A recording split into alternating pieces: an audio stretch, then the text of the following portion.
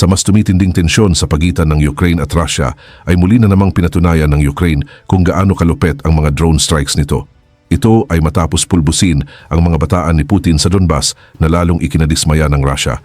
Hanggang saan aabot ang palitan ng opensiba ng magkabilang panig at higit sa lahat ay ano ang sagot ng Russia sa mas lumalakas na Ukraine. Pero bago ko simulan ay hihingi lang sana ako ng isang like at subscribe. Malaking tulong na ito sa aming mga content creator. Salamat po! Sa mga nakalipas na buwan, sinabi ni Putin sa buong mundo na ang kanyang Donbas offensive ay hindi mapipigilan. Ayon sa kanyang mga general, tuloy-tuloy ang progreso. Ipinapakita ng state media ang mga mapa na may mga pag-atake papuntang kanluran. At sabi nila, ilang linggo na lang ay makakamit na nila ang sinasabi nilang tagumpay. Pero ang nangyari sa silangang Ukraine ay binago lahat ng kwentong iyon. Isang unit ng Ukraine ang gumawa ng isang bagay sa mga elite paratroopers ng Russia na dapat ay imposible.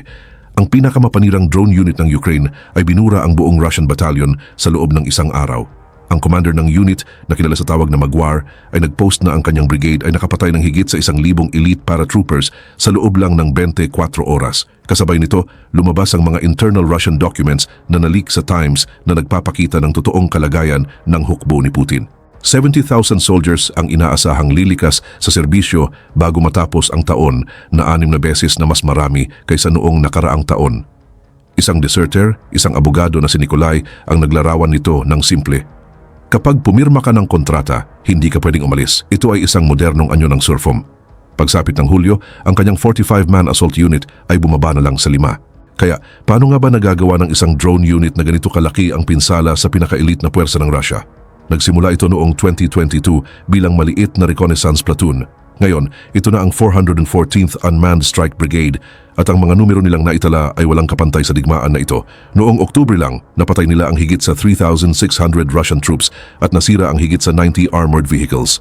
Noong Mayo, iniulat nila na nawala ang 5 buong battalions sa loob ng isang buwan na nakapatay ng higit sa 6,000 target sa rate na isang Russian soldier bawat 7 minuto. Tinawag sila ng Forbes bilang lethal, mabilis lumaking tech startup at iyon talaga ang nangyayari. Pinapatakbo ni Magwar ang kanyang brigade parang kumpanya, hindi military unit. Nakakakuha ng points ang drone operators para sa confirmed kills na pwede nilang i-redeem para sa mas maayos na gear. Ang pinakamahusay ay nakaka-access sa mas bago at mas advanced na drones. Mula nang magsimula ang digmaan, inaangkin ng birds ni Magwar na napatay nila ang higit sa 24,000 enemies na may loss ratio na 1,000 to 1. Ibig sabihin, para sa bawat isang Ukrainian na nawala sa unit na ito, 1,000 Russians ang namatay. At ang unit na kanilang tinamaan kamakailan, ang 76th Guards Air Assault Division. Hindi ito mga conscripts. Ito ang elite ng Russia. Ang parehong division na ipinadala ni Putin sa Crimea noong 2014, ang parehong tropa na na-deploy sa Buwa noong 2022 at isa sa mga unit na pinagkakatiwalaan ng Russia para sa pinakamahirap na operasyon. Ang division na ito ay nasira na sa digmaan na ito. 8 senior officers ang napatay sa isang Storm Shadow strike noong Disyembre. Halos naubos na ang buong regiments. At ngayon, sabi ni Magwar, nawala na naman ang 1 buong batalyon sa isang araw at iyon ang dahilan kung bakit mahalaga ang nangyari ngayong linggo. Patuloy na ipinapasok ng Russia ang kanilang pinakamahusay na unit sa Donbas meat grinder at nakagawa ang Ukraine ng makina na winawasak sila ng mas mabilis. Ang 76th Guards Air Assault Division ay hindi basta-basta Russian unit. Ito ang pride ng military ni Putin. Base sa PKOF, ito ang mga paratroopers na ipinapadala ng Russia kapag kailangan nilang gawin ang isang bagay. Sila ang isa sa mga unang tropa na pumasok sa Crimea noong 2014. Ang mga sundalo na nagsecure sa peninsula bago pa malaman ng mundo kung ano ang nangyayari. Ipinadala sila sa BOA noong 2022 kung saan ang mga ebidensya ng war crimes ay ikinagulat ng buong international community. Kapag kailangan ni Putin ang kanyang pinakamahusay, tinatawag niya ang 76th Guards. Pero sa digmaang ito, nabura na sila ng todo. Noong December 30th nung nakaraang taon, isang Storm Shadow missile strike lang ang nakapatay ng 8 senior officers mula sa division sa loob ng isang gabi. 8 commanders ang naglaho ng biglaan.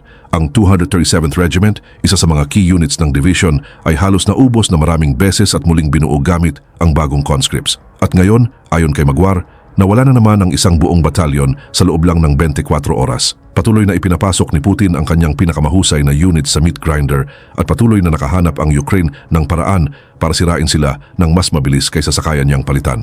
Ang Institute for the Study of War ay maingat na sinusubaybayan ang mga losses ng Russia. Iniulat nila na halos 1,000 sundalo ang nawawala araw-araw. Hindi ito wounded lang, patay o sobrang sakit na hindi na makalaban. Ayon sa British Intelligence, ang kabuuang Russian casualties sa 2025 lang ay mahigit 300,000. Para ma-visualize, halos buong populasyon ng isang lungsod gaya ng Pittsburgh ang nawala sa isang taon lang. At ang 76th Guards ay nakaranas ng higit sa kanilang share ng losses na yon. Ang division ay muling binuo ng maraming beses sa digmaang ito na military speak para sa pagkawasak at muling pagbubuo gamit ang sinumang makahanap sila. Halos patay na ang elite paratroopers na lumundag sa Crimea noong 2014. Ang natira ay isang unit na may parehong pangalan pero kulang sa training, experience at cohesion na dati ay nagpapatibay sa kanila. Ito ang dahilan kung bakit mahalaga ang claim ni Maguire. Ang internal documents na nakuha ng Times ay nagpapakita ng larawan ng isang hukbong na sa krisis. 70,000 soldiers ang inaasahang magdeserter sa 2025 na 6 na beses na mas mataas kaysa sa desertion rate mula Enero ng nakaraang taon. Hindi ito haka-haka o Ukrainian propaganda. Ito mismo ang internal assessment ng Russia. Ipinapaliwanag ng kwento ni Nikolai, ang abogado mula sa Far East ng Russia, kung bakit nangyayari ito. Nang bumagsak ang kanyang sweldo dahil sa sanctions, nakita ni Nikolai ang tila isang pagkakataon. Si Trump ay papasok sa kapangyarihan. Lahat ay nagsasabing malapit nang matapos ang digmaan. Kaya noong January 2025, pumirma siya ng military contract na umaasang mabilis ang peace at magandang kita. Pagkatapos lamang ng 10 araw ng training, ipinadala siya sa Mariupol tapos sa isang assault unit. Doon niya nalaman ang katotohanan. Kapag pumirma ka ng kontrata, hindi ka pwedeng umalis. Sabi ni Nikolai sa reporters, parang modernong anyo ng surfom ito. Wala kang rights. Kinumpiska ang mga telepono, kinuha ang mga dokumento at natuklasan niya na ang mga assault units ang may pinakamataas na casualties. 40 soldiers na wala sa loob lang ng ilang buwan. Ang kwento ni Nikolai ay hindi natatangi. Sa buong Russia, ang mga lalaking pumirma ng contract na umaasang maikli lang ang deployment at mabilis ang kita ay natagpuan ng kanilang sarili na nakulong sa digmaan na hindi nila matakas. Ginawa ng military ng Russia na halos imposible ang legal na pag-alis. Ang mga sundalo na sumusubok umalis ay haharap sa criminal charges. Ang mga basta na lang aalis ay maaring habulin at ikulong. At gayon pa man, 70,000 ang inaasahang magdeserter. Ipinapakita nito kung gaano kalala ang sitwasyon. Iniulat ng Institute for the Study of War na naghahanda na ngayon ang Russia ng secret mobilization ng reservists. Pinapayagan ng bagong decree ni Putin ang walang limit na bilang ng reservists na madraft sa army sa 2026. Walang malinaw na rules kung paano gagamitin ang mga mobilized reservists. Walang public announcement, tahimik lang na desperasyon. Kailangan ng Russia ng 30 to 40,000 new volunteers bawat buwan para lang mapanatili ang kasalukuyang force levels. Ang spring conscription drive ay nagdala ng higit 100,000 pero hindi pa rin sapat ng walang full mobilization na iniiwasan ni Putin dahil alam niyang politically delikado ito. Kaya imbes sinusubukan niyang gawin ito ng tahimik, i-draft ang reservists ng hindi tinatawag na mobilization. Ipadala sila sa front nang hindi inamin na nauubos na ang tao sa army. Pero hindi mo maitatago ang 70,000 deserters at hindi mo maitatago ang isang elite division na nawalan ng 1,000 paratroopers sa isang araw. Ang manpower crisis ay kalahati lang ng problema ng Russia. Ang isa pang kalahati ay pera. Ang buong war economy ng Russia ay nakadepende sa oil at gas revenue at ang energy exports ay halos 25% ng federal budget. Kapag mataas ang presyo ng oil, kayang punduhan ni Putin ang kanyang war machine. Kapag bumaba, nagsisimulang bumagsak ang lahat. At ngayon, bumababa ang mga ito. Bumagsak ang oil at gas revenues ng 22% sa unang 11 buwan ng 2025 kumpara sa nakaraang taon. Sa November lang, bumagsak ang revenues ng 34 to 35% year-on-year, pababa sa 520 to 530 billion rubles. Simple lang ang dahilan. Ang Urals crude, pangunahing export blend ng Russia, ay nagbebenta ng around $44 per barrel, pero ang budget ng Russia ay ginawa base sa presyo na mas malapit sa $60. Ang gap na mga $15 per barrel ay parang maliit lang, pero kapag milyon-milyong barrels ang binibenta araw-araw, nag-a-add up ito sa billions na nawawalang revenue. At mas lalala pa, pinilit ng sanctions na ibenta ng Russia ang langis sa discount na around $20 per barrel kumpara sa international prices. Kaya kahit tumaas ang global oil prices, hindi nakikita ng Russia ang buong benepisyo. Ang resulta ay budget deficit na papalapit sa 3 to 3.5% ng GDP, sobra sa 2.6% target.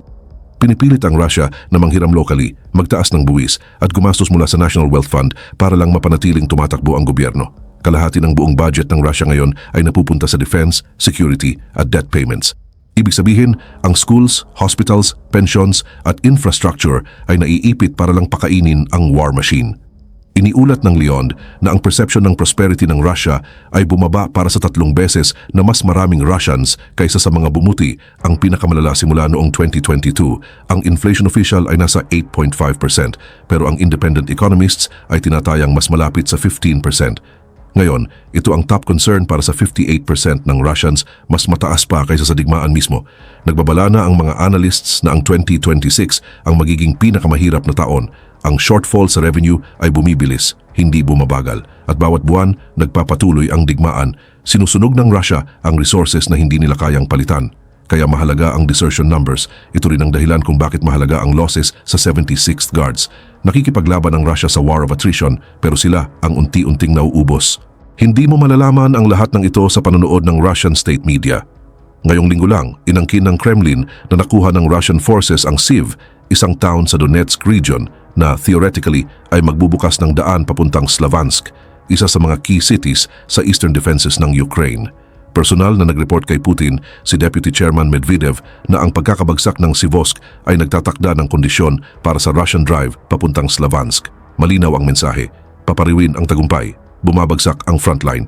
Hindi na makakayanan ng Ukraine ng matagal, pero may isang problema, hindi ito totoo.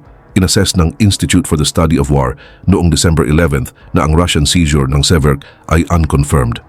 Mas mahalaga, kahit nakuha man ng Russia ang CVK, kailangan pa rin nila ng buwan, posibleng 1 taon bago talaga nila ma-assault ang Slovansk. Ganito ang dahilan. Kailangan ng Russian forces na tapusin ang seizure ng Lyman at mag-advance ng 14 kilometers mula Lyman papuntang Slovansk kasama ang pag-cross sa Sivki Donets River o maglakbay ng 30 kilometers mula Seversk papuntang Slovansk diretsyo. Wala sa mga advances na ito ang mangyayari ng mabilis. Para makontextualize, umabot ng 41 months ang Russian forces para mag-advance ng 19 kilometers lang mula sa outskirts ng Lysychansk papuntang Central Seyusk. Sa ganitong rate, maaring umabot pa ng 1 taon o higit pa bago maabot ang Slovansk. At ito pa ay assuming na kayang panatilihin ng Russia ang kasalukuyang pace ng advance, na mas nagiging mahirap habang dumadami ang losses at nauubos ang resources. Diretso ang Institute for the Study of War tungkol sa ginagawa ng Kremlin. Tinawag nila itong intensified cognitive warfare na dinisenyo para ipakita na ang frontline ng Ukraine ay halos bumagsak at ang Russian battlefield victory ay inevitable. Wala ni isa sa dalawang ito ang totoo. Ang Russian forces ay nakakamit lang ng tactical gains sa karamihan ng theater. Kumuha sila ng isang village dito, ilang blocks ng nawasak na lungsod doon. Bawat advance ay nagkakahalaga ng libu-libong buhay. At kahit halos 4 na taon na ng laban, wala pa ring major strategic objectives ang Russia na nakamit. Ito ang dahilan kung bakit mahalaga ang kwento ni Magwar. Habang sinasabi ng Kremlin sa mga Russians na malapit na ang tagumpay, winawasak ng Ukraine ang mga elite divisions sa rate na hindi kayang panatilihin ng Russia, habang ipinapakita ng state media ang mga palaso sa mga mapa na nagtutulak papuntang kanluran. 70,000 soldiers ang inaasahang mag-deserter dahil nakita nila mismo ang katotohanan ng digmaan. Ang gap sa pagitan ng Russian propaganda at Russian reality ay hindi pa naging kasing layo, at unti-unti napapansin na mismo ng mga Russians. Ipinapakita ng surveys na 25% lang ng Russians ang aktibong sumusuporta sa digmaan. 55% ang nagsasabing anti-war ang kanilang paligid, habang 40% lang ang tumitingin sa soldiers bilang heroes. Karamihan ay nakikita sila bilang biktima o banta. 88% ng Russians ang nagsasabing gusto nilang matapos ang digmaan para makapokus ang bansa sa domestic issues. Kayang kontrolin ni Putin ang state television, kayang ikulong ang mga journalists, kayang arestuhin ang mga protesters at patahimikin ang critics. Pero hindi niya kayang itago ang 1,000 paratroopers na namatay sa isang araw. Hindi niya kayang itago ang 41 months para mag-advance ng 19 kilometers. At hindi niya kayang itago ang economy na unti-unting dumudugo. May paraan ang katotohanan para makalusot. At para kay Putin, ang katotohanan iyon ay nagiging imposible ng tanggihan.